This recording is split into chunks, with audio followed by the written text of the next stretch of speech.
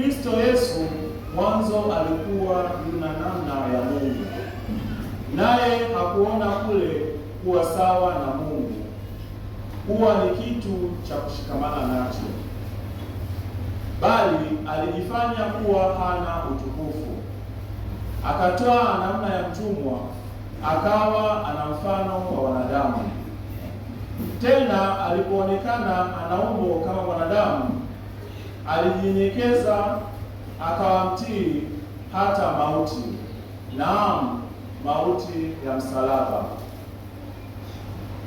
Kwa hiyo tena Mungu alimwadhimisha mno, akamkirimia jina lile lipitalo kila jina, ili kwa jina la Yesu kila goti lipigwe, la vitu vya mbinguni na vya duniani na vya chini ya nchi, na kila ulimi ukiri ya kuwa Yesu Kristo ni Bwana, kwa utukufu wa Mungu Baba.